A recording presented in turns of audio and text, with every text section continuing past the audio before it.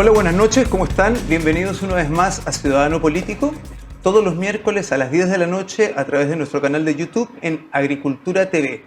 Hoy estamos junto a la exdiputada, ex ministra de Educación, Mariana Elwin. ¿Cómo estás, Mariana? Muy bien, gracias. Muchas gracias por estar acá, bienvenida. Encantada de la invitación.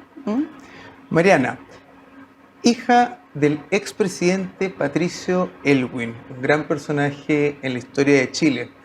Estudiaste pedagogía en la Universidad Católica, has ejercido como diputada por el distrito de La Florida en su minuto, Sí. y después fuiste ministra de Educación durante el gobierno del presidente Ricardo Lagos. Así Sin duda, es. una larga experiencia como política chilena. Sí.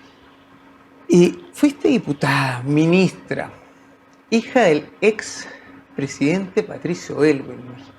Eso. ¿Siempre tuviste este interés por la política, Mariana? Siempre. Y quiero contar algo porque hoy en la mañana se inauguró una estatua, un monumento en homenaje a nuestro padre, frente a la Moneda, en la Plaza de la Ciudadanía, donde está el monumento a Arturo Lesanti. En el fondo representando el inicio de la democracia después de los 17 años de dictadura, y me siento súper orgullosa de eso. Felicidades. Y en mi casa siempre se habló de política. Entonces, cuando yo nací, mi padre era candidato a diputado. Y no salió. Mi padre fue candidato 2 veces y perdió. Después la tercera es la vencida, ya cuando yo tenía como 14 años, ya fue elegido senador. Y a mí me importaba la política chilena, pero también me importaba el mundo internacional. O sea, a ustedes les va a parecer que soy muy vieja, pero, por ejemplo, cuando se murió John Kennedy, yo debo haber tenido 12 años, y la verdad es que... Ya estabas atenta al tema. Pero completamente, o sea, era... En tu casa se conversaba de política siempre. Se conversaba siempre, sí. Y yo me imagino que todo el mundo te pregunta por tu padre.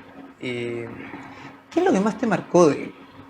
¿Qué se sintió? ¿Cómo viviste esto de ser hija del presidente de la República en un periodo tan importante de transición? Sí. Uno lo vive con orgullo, pero también con mucho sentido de la responsabilidad de que uno tiene que responder como a, no sé, a la función que tiene tu padre en términos de lo que ven la gente respecto de las familias, de los familiares de los presidentes. Así que yo te diría que con orgullo, pero también con un sentido como de responsabilidad. Ahora, ¿qué me transmitió él? Para mí el valor más importante de mi padre es su libertad. Era una persona muy libre.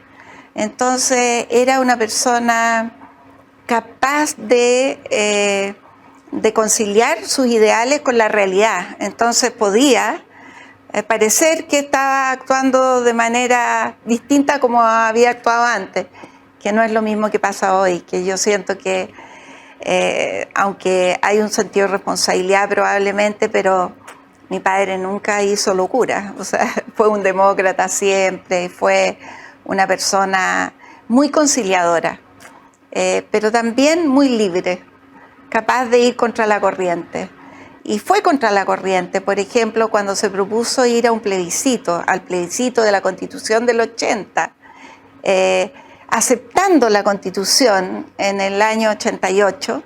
Bueno, mi padre lo propuso el año 84 y fue una crítica generalizada de la misma oposición al gobierno militar, que quería derrotar al gobierno militar con las movilizaciones sociales.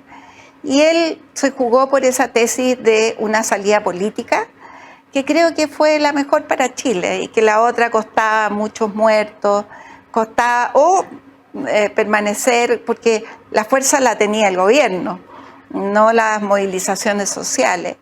Y es muy difícil derrotar a un gobierno que tiene el control de la fuerza.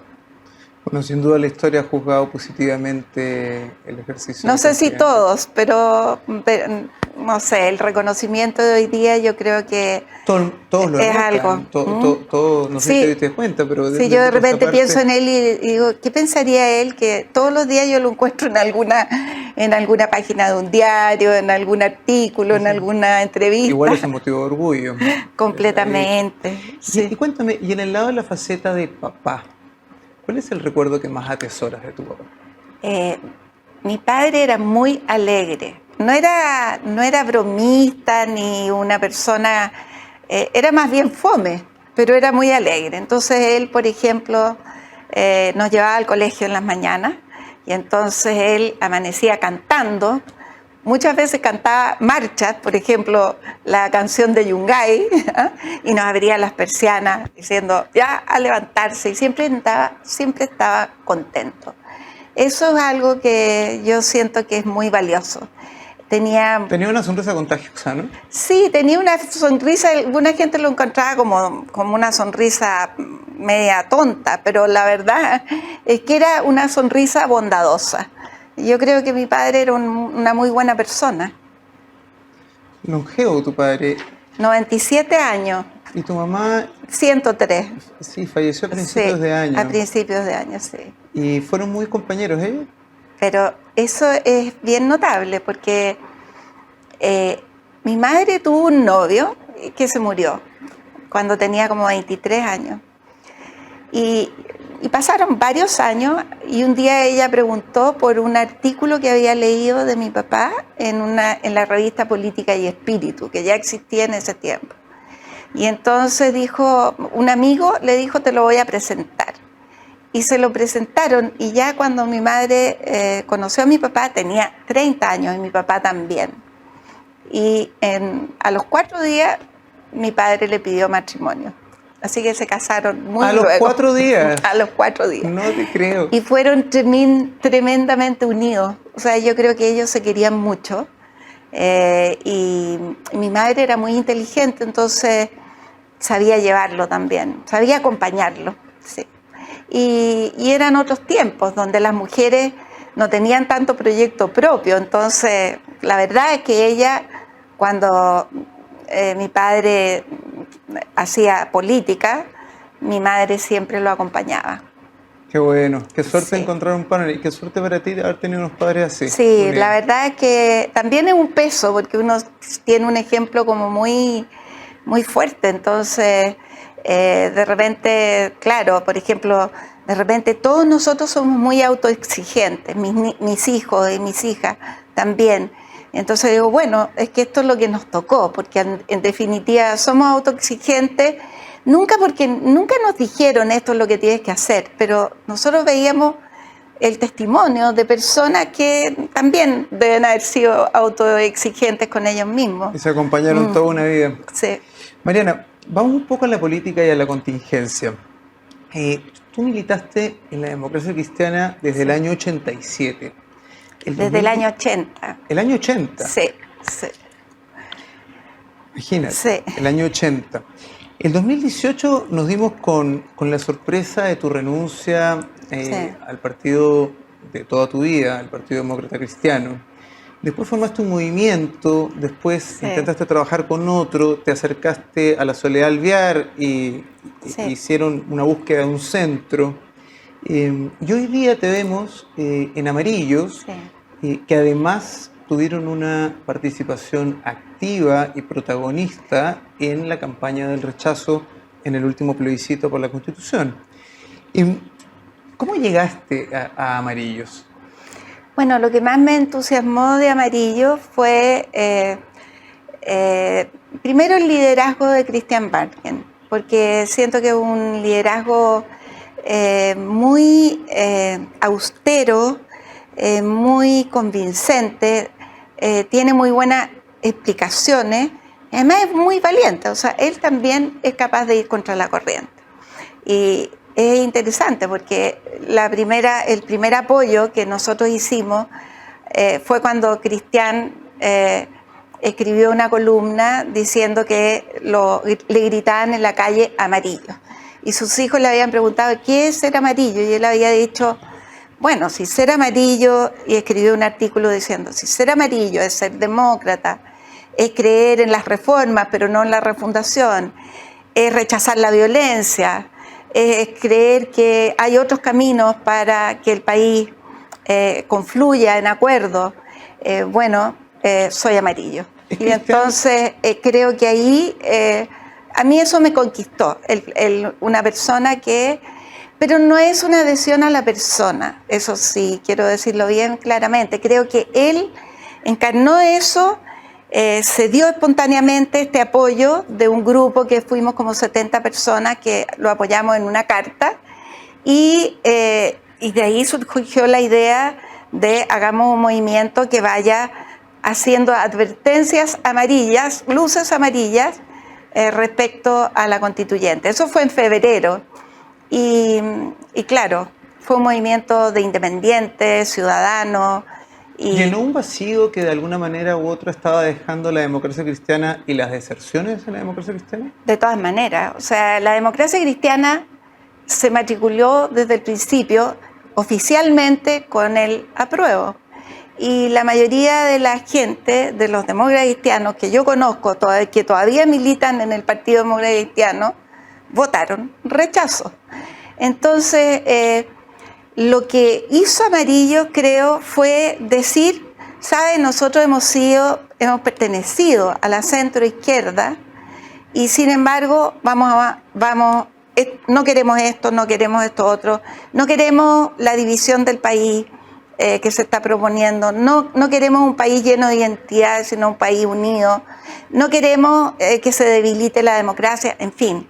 Y creo que eso dio la posibilidad de que muchas personas de centro izquierda dijeran, no estoy solo, ni sola, hay mucha gente que piensa lo mismo que yo, entonces que se atreviera también a dar el paso. ¿Christian Barken para ti representa un nuevo líder referente de centro izquierda? Sí, de todas maneras. Yo creo él proviene de la centro izquierda, pero creo que él es una persona que tiene condiciones de un liderazgo distinto. Por ejemplo, una persona muy preocupada del lenguaje, por su formación, sabe que las palabras importan, entonces nunca se sale de madre. Es una persona calmada, es una persona razonable, es un filósofo, además es un profesor. A mí me gusta su perfil. ¿Estás cómoda en Amarillo? Estoy muy cómoda en Amarillo. Me decían, además hay una diversidad de personas, pero nos entendemos bien y podemos conversar y podemos tomar acuerdos sin que nos hayamos conocido antes. Aunque sea redundante, ¿cuál es la diferencia principal para ti con lo que fue la democracia cristiana? Perdona, no lo que fue, que pasa lo es que es. Lo que fue, yo creo que en sus orígenes la democracia cristiana también tuvo un sentido público, unitario. Yo creo que hoy día la democracia cristiana es un partido en un deterioro cada vez mayor y con una división interna muy profunda que no ha sabido resolver, ni poniéndose de acuerdo, ni democráticamente. Entonces, esa tensión hace que uno diga, ¿cómo participo en un espacio donde hay posturas tan divergentes sin que se resuelvan? ¿Cómo llegó a casi destruirse este partido? ¿O llevarse a una autodestrucción? Hay muchas cosas, porque fíjate que yo he leído cosas de Edgardo Benninger, por ejemplo, una entrevista que le hicieron como el año 2009, y él decía, hay como un individualismo en la política que no me gusta, en términos de que al final, más que un proyecto colectivo, que fue lo que unió mucho, no sé, luchar por la democracia era muy potente, ¿no es cierto?, o construir una sociedad más justa, había muchos proyectos individuales. Yo creo que eso fue dividiendo a la democracia cristiana, múltiples proyectos individuales para llegar al Parlamento, y también como un aferrarse a haber estado en el gobierno tantos años.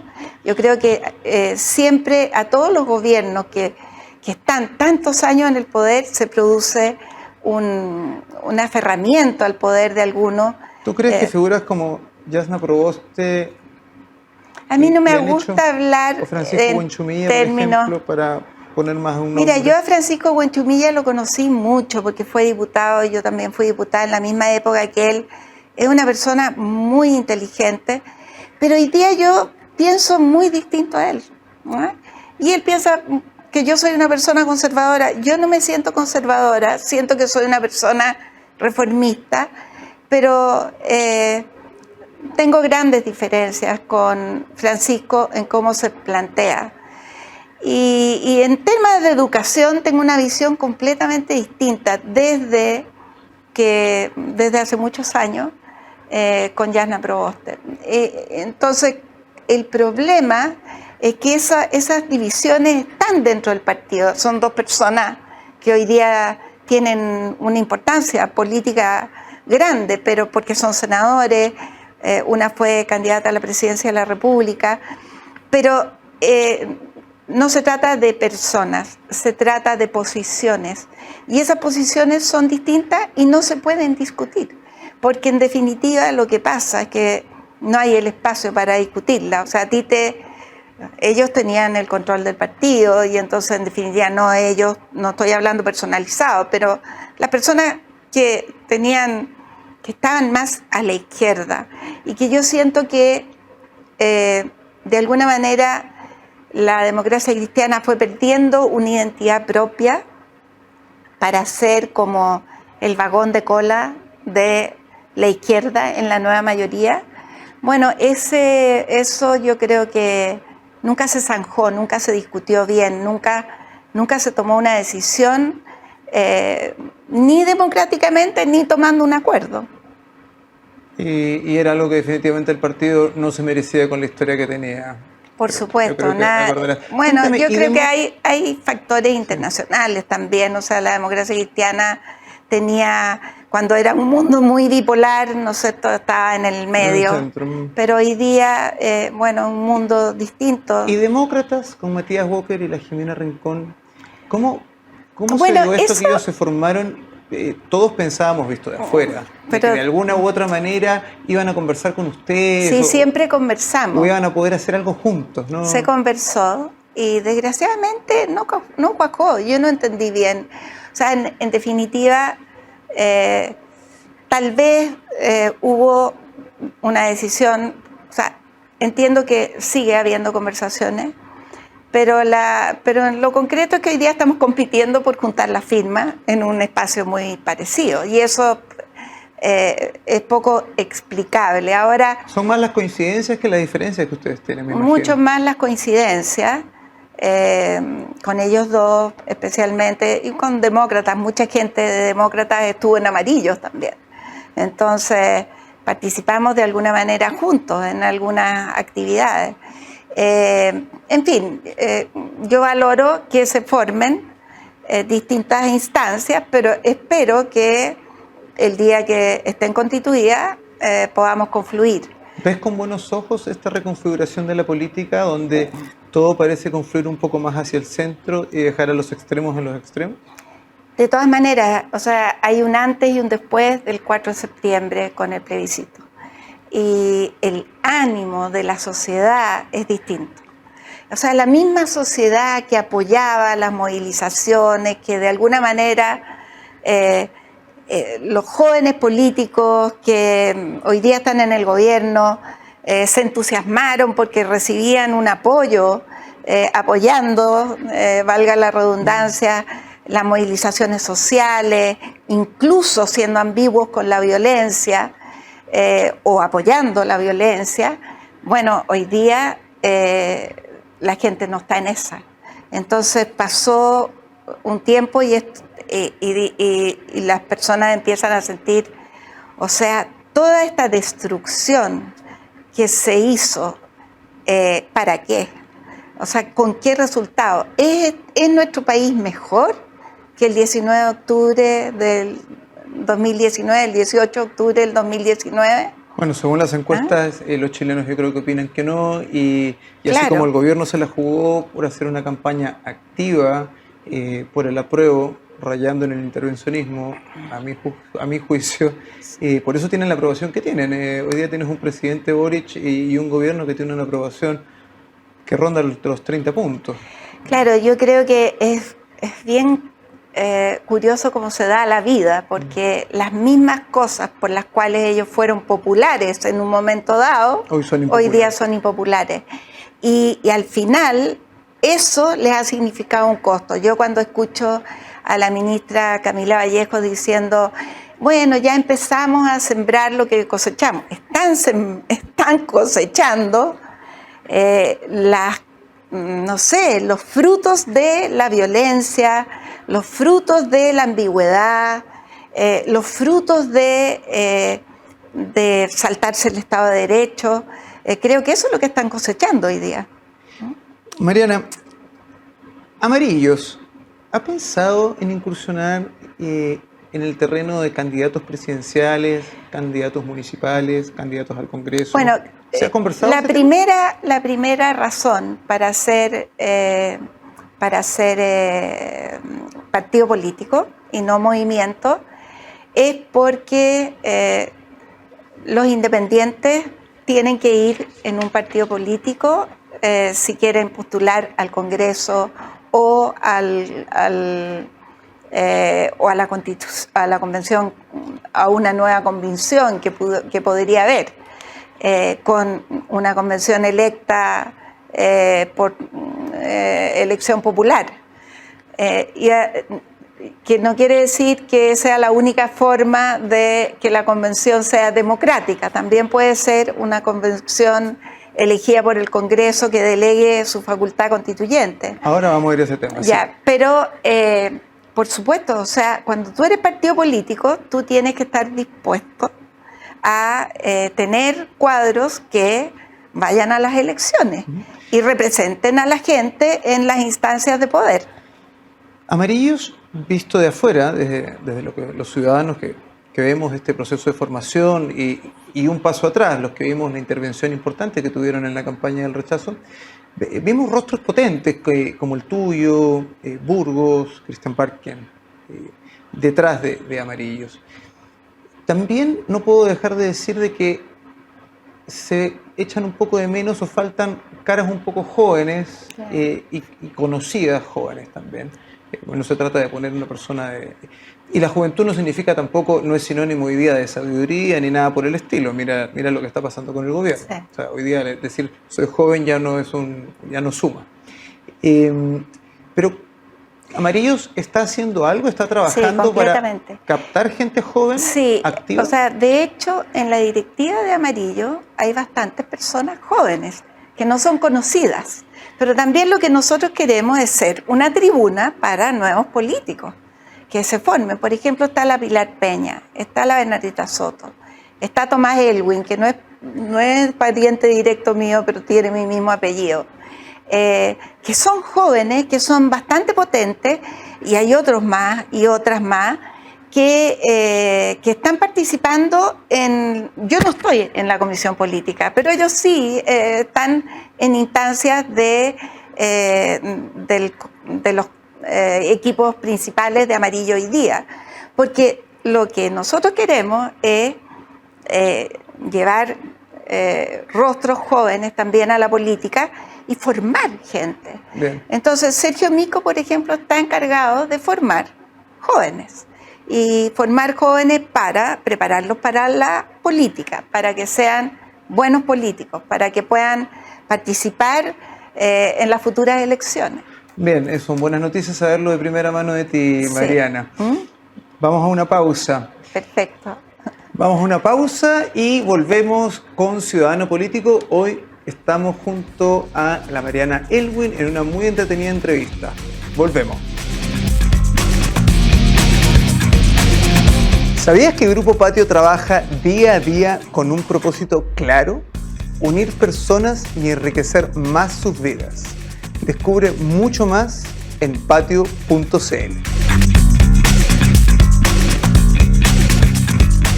Hola, estamos de regreso con Mariana Elwin, seguimos conversando de coyuntura política y ahora seguimos puntualmente con el proceso constituyente. Mariana, sobre el proceso constituyente, Jorge Burgos hace poco hizo una declaración diciendo que él proponía un consejo electo al 100% por el Congreso actual, que por cierto tiene una validez democrática, representatividad, es un Congreso que acaba de entrar en funciones en marzo de este año. ¿Esta es una posición oficial de Amarillos o es una declaración de Jorge Burgos? Es una posición oficial de Amarillo, es lo mismo que propuso Christian Barnken, yo creo que ha habido bastante coraje de plantear algo que es un poco impopular. Porque primeros. Es mucho más popular decir, no, que la gente elija, pero resulta que, a ver, ¿cuánta gente va a ir a elegir? Preguntémonos. Si hoy día y el próximo año, la gente va a estar con muchos problemas. Vamos a tener un país en recesión económica, vamos a tener más desempleo, tenemos el problema de violencia, la gente está urgida. Entonces va decayendo la motivación por una nueva constitución. Y nosotros creemos que hay que cambiar la constitución porque hay que zanjar este tema, no puede quedar abierto. Si queda abierto ahora, va a explotar más adelante. Pero está perdiendo velocidad, ¿cómo lo ves tú? ¿Tú crees que podamos llegar a un acuerdo antes completamente está perdiendo velocidad. Entonces, por lo mismo, nosotros decimos, el poder constituyente lo tiene el Congreso Nacional. Y el Congreso Nacional puede elegir una comisión que redacte, una comisión en la cual se pongan de acuerdo todos, de personalidades, de expertos, de ciudadanos de distintos sectores y de distintas visiones políticas, que se les encargue hacer esta propuesta y que el Congreso la sancione y luego la sancione la ciudadanía. A través de un plebiscito de salida. A través de un plebiscito. Ahora, así lo han hecho España, Suecia, Finlandia, entre otros. Entiendo que también Australia. En fin. Con resultados con buenos resultados. O sea, en cambio, tenemos muy malas experiencias en América Latina de estas asambleas constituyentes. Bolivia, Venezuela, Ecuador, Colombia, que fue la primera. Entonces, ¿queremos realmente redactar una buena constitución? Yo no digo que sean los expertos los que tienen que redactarla. Ni Amarillo no sostiene eso. Son expertos, pero también personalidades. Por supuesto que podrían estar dirigentes vecinales, podrían estar premios nacionales, podrían estar representantes de distintos partidos, en fin, profesionales, trabajadores, empresarios, y buscar una suerte de un grupo que pueda hacer una propuesta que sea sancionada por el Congreso y sea sancionada por la ciudadanía. Volviendo a las negociaciones de este proceso, es un secreto que corre por los pasillos a viva voz de que personas desde el PPD, PS y ahí hacia la derecha están todos un poco tomando más en serio y más en cuenta, como un hecho bastante posible, esta propuesta, la propuesta de Amarillos, la propuesta... Yo creo que en privado muchos de ellos están de acuerdo. Ahora, ¿sí? En público, no. Y también hay personas que no están de acuerdo, y legítimamente, o sea, tienen una posición distinta, como Camilo Escalona, por ejemplo. Sí, pero a la izquierda más radical hoy día no le conviene. Pero Camilo no es tan izquierda radical. Lo que pasa es que la izquierda más radical, la que está en el gobierno, de los partidos de gobierno, ellos lo que quieren es chutear la cosa para adelante, porque si hoy día ellos no pueden desembarcarse sin pagar un costo, que sea una convención elegida por el Congreso o mitad, que no sea íntegramente elegida por la ciudadanía. Pero si fuese íntegramente elegida por la ciudadanía, ¿cómo les iría a les ellos? iría mal. Entonces, por eso están diciendo, bueno, entonces hagamos elecciones en octubre del 2023. ¿Puede el país seguir con este tema pendiente hasta octubre del 2023 y después quizás hasta cuándo? O sea, yo creo que es muy, muy arriesgado lo que están haciendo. Y como dijo Jimena Rincón, están mirando con una calculadora qué es lo que conviene electoralmente. Entonces, yo creo que nadie quiere ir a una elección, ni nadie quiere tener una convención como la que tuvimos antes, salvo la ultraizquierda. Mariana, Y eso no es posible que lo ganen hoy día. con tu experiencia política, ¿tú crees que entrampadas un poco las negociaciones como están hoy día por la extrema izquierda, que es parte del gobierno, ¿tú crees que se pueda prescindir de esa extrema izquierda para llegar a un acuerdo? Sé que no es lo ideal es que todos se pusieran Sí, de pues acuerdo. el ideal sería siempre el ideal, pero los acuerdos se construyen democráticamente, se construyen y lo pueden aceptar todos, y si no lo aceptan todos, hay que zanjarlo democráticamente. Y eso, una elección democrática dentro del Parlamento puede definirlo. Y yo veo signos positivos, porque ya hay gente que se ha abierto a decir, bueno, mitad electos y mitad de un grupo que elegido por el Congreso. Sinceramente, creo que el mejor camino, aunque el Congreso esté desprestigiado, imagínense cómo quedó desprestigiada la convención. El Congreso tiene la oportunidad de reivindicarse, de salir bien ante la ciudadanía, si hace una buena propuesta de una nueva constitución. ¿Hasta cuánto podemos estirar este elástico? Yo creo que se puede estirar ilimitadamente, pero eso tiene un costo para el país. ¿Y cuál sería tu ideal? No, mi ideal es que ojalá se zanje luego ese procedimiento y y triunfe una posición sensata, que no haga que lleguemos a una situación de división tan extrema como la que experimentamos con la Convención Constituyente. Porque eso fue, yo creo que llegamos al máximo de la polarización del país con la Convención Constituyente. Y hoy día lo que la gente quiere es pónganse de acuerdo, hagan una buena constitución. A los políticos se les está pidiendo que sean responsables, que sean sensatos, que acojan primero los problemas urgentes de la ciudadanía, que resuelvan los problemas de seguridad que hay y que no gasten todo su tiempo en los próximos 6 meses en debatir una nueva constitución. Mariana, para ser claros, ¿tú crees que si esta intransigencia de los partidos de gobierno continúa y ellos proponen hacer elecciones en octubre del próximo año, imagínate lo lejano que puede ser eso, ¿corremos el riesgo como país de vivir un nuevo estallido social? A ver, yo siempre creo que ese riesgo siempre está, y sobre todo si hay una situación económica muy desmedrada, si hay mucha gente que está sufriendo. Tenemos el problema de la inmigración descontrolada, que es un problema serio. Tenemos problemas de grupos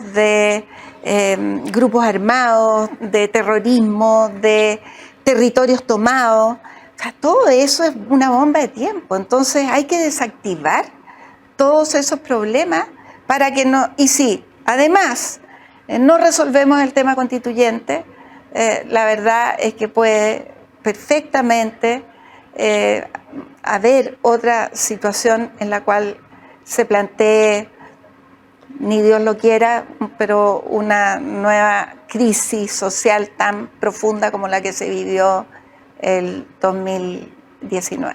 Bien, Mariana, hablemos un poco de lo que nos tiene preocupados estas semanas, que son los problemas que tenemos en educación y gobierno. Voy a citarte. Este es un gobierno muy vociferante, pero poco empoderado. En general, ¿crees que el gobierno hoy lleva la agenda? Yo creo que no lleva la agenda, y ese es un problema. O sea, creo que el presidente se ha empoderado más en el último tiempo y con estos viajes internacionales y ha hecho planteamientos más claros, por ejemplo, no al sexto retiro, en fin, yo creo que hay ahí, o reconocer que hay terrorismo. Pero al final, o sea, aquí no ha habido capacidad para abordar efectivamente los problemas que están descontrolados. El tema de la violencia y el tema de la inmigración y el tema de la Araucanía. Hasta el momento el gobierno, los problemas más graves, no ha sido capaz de abordarlos bien.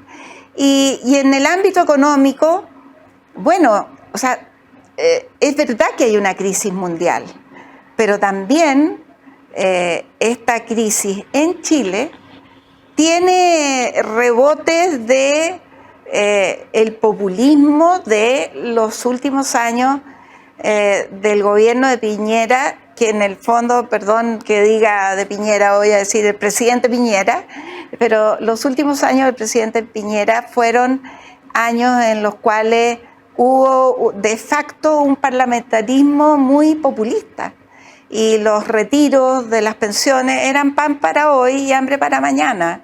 Y así lo estamos viendo. Claro, se dio durante el gobierno del presidente Piñera, pero no necesariamente fueron iniciativas del gobierno del presidente. No, pues el gobierno se opuso tal cual se opone este gobierno a que ello siga. ¿Y por qué se opone el gobierno a que ello siga? Porque sabe que esto causa un daño a la economía y que no puede seguirse exponiendo a una situación como la que ya vivimos. No puede seguirle echando benzina a la hoguera de la inflación, por ejemplo. Mariana, ¿hay dos almas en este gobierno? De todas maneras hay dos almas, pero es curioso porque hay dos coaliciones. Ahora, yo tengo la impresión de que hay un sector de la coalición del presidente Boric que, no sé si serán muchos, pero sí dirigentes que son... que están dándose cuenta de que otra cosa es con guitarra, ¿eh? Como lo dijo el presidente, y que tienen una responsabilidad con el país y que no pueden, que esto no es a la chuña y no pueden comportarse como se comportaban antes y que les está rebotando lo que antes hicieron en la cara, ¿eh? Pero por otra parte hay otro sector del gobierno, de esa coalición, en que está el Partido Comunista y en que están otros partidos chicos que están en una tesis, que siguen en una tesis refundacional y en una tesis que es muy totalitaria. Entonces el gobierno tiene que enfrentarse con la oposición, pero además con una oposición interna dentro de su propia coalición.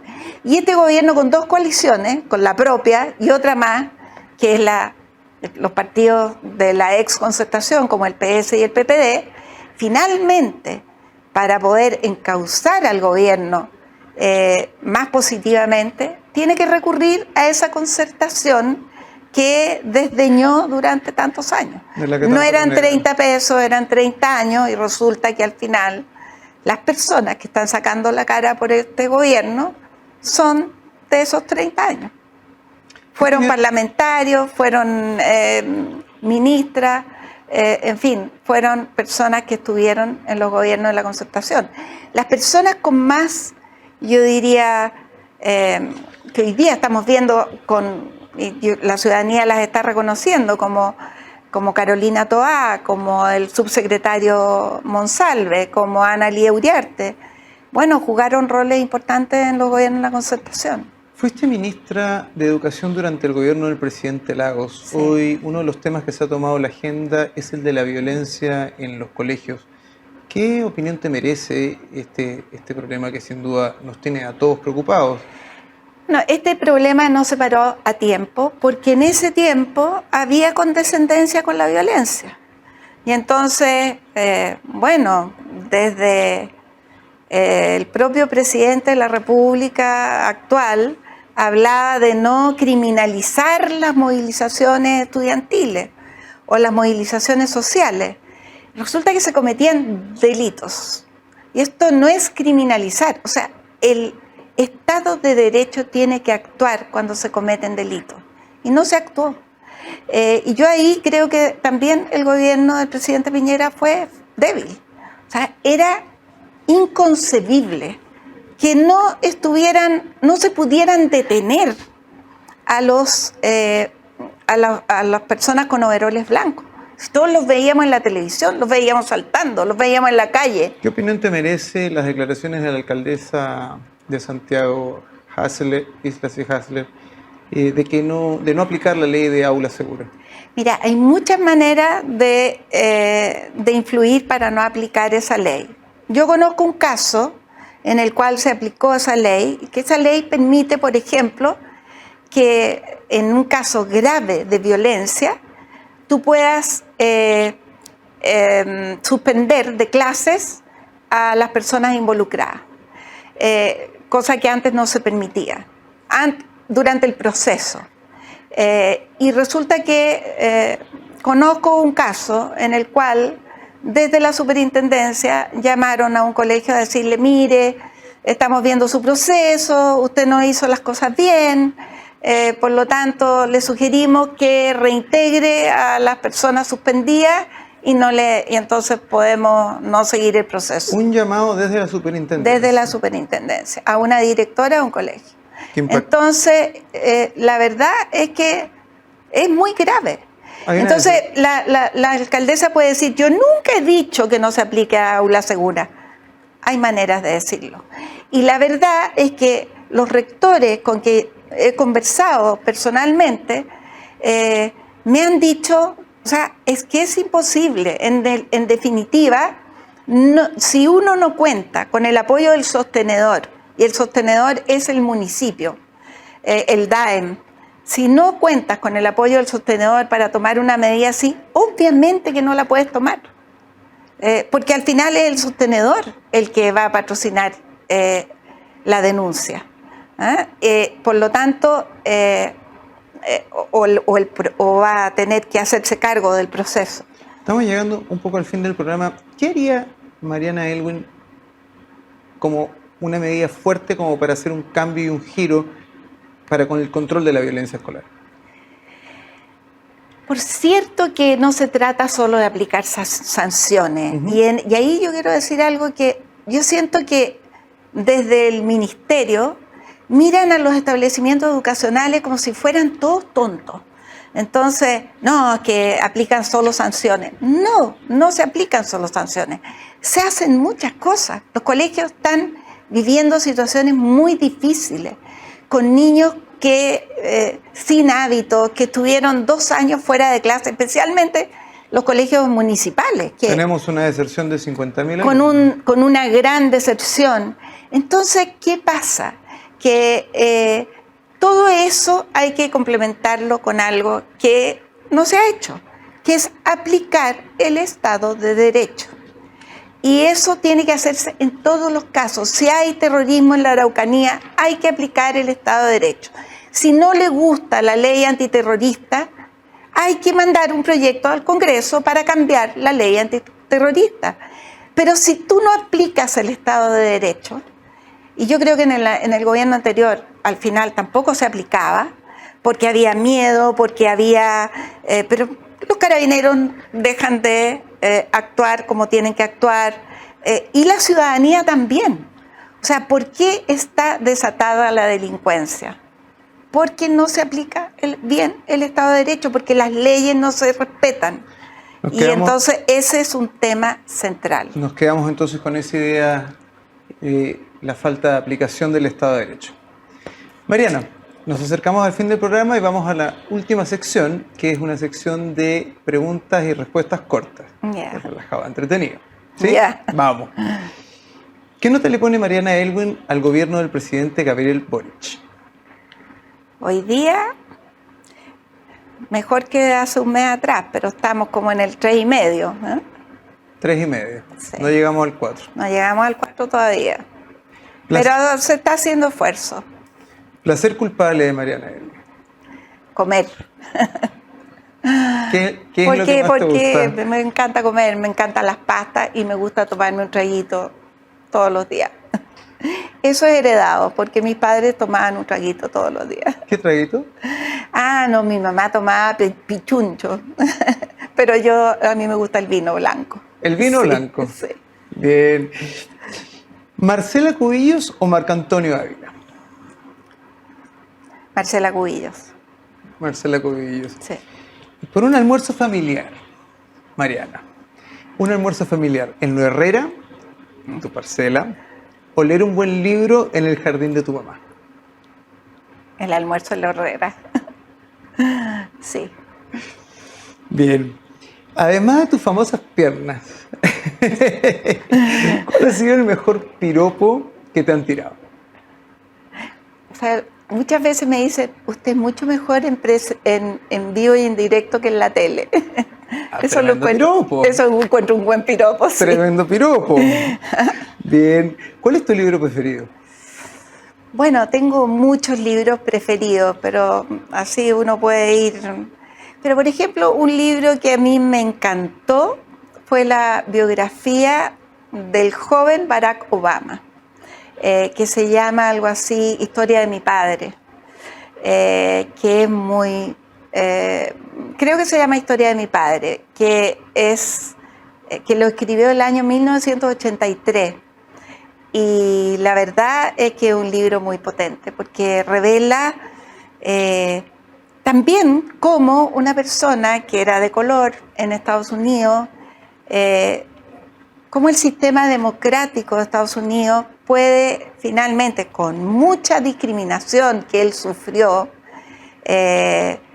pudieron llegar a ser presidente de la República, del país más poderoso del mundo occidental. Una historia digna de leerse. Es muy lindo ese libro, yo siempre lo recomiendo. Mariana, ¿un café con Rojo Edwards o con Juan Ignacio Latorre? Con Juan Ignacio Latorre. Un café con Juan Ignacio Sí. Latorre. Nos quedamos ahí. Ya me contaste que te gustaba el vino blanco. Entonces Sí. no te voy a preguntar si un café o un vino blanco. Es vino blanco, sí. Un vino blanco. Pero depende la hora. Depende la hora. No tomo antes de las 7 de la tarde. Eso. Perfecto. Y a veces hago hora. ¿Esperamos ver a una Mariana Elwin alcaldesa o senadora? No. Yo espero que haya mucha gente joven que quiera participar en política asumiendo cargos de responsabilidad. Yo ya lo hice. Ya. Entonces, dejemos que pueda ser senadora. No, alcaldesa no sería jamás. Creo que Yo por ahí escuché no tengo. tras bambalinas alcaldesa de Vitacura. No. ¿Alguien te voció? Sí, no sé, pero yo Con mucho cariño, en todo caso. No, mis competencias no son esas. Bien, Mariana. Muchas gracias por la entrevista, gracias por estar acá. Espero volvamos a vernos luego. Feliz, de ¿Sí? todas maneras. Muchas gracias. Muy Gracias entretenida por la entrevista. Gracias por entrevistarme. Y felicidades una vez más por el homenaje a tu padre hoy. Muchas gracias.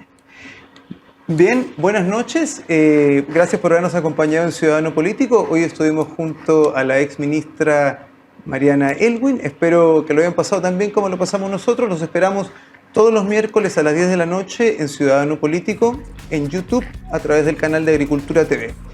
Nos vemos. Gracias.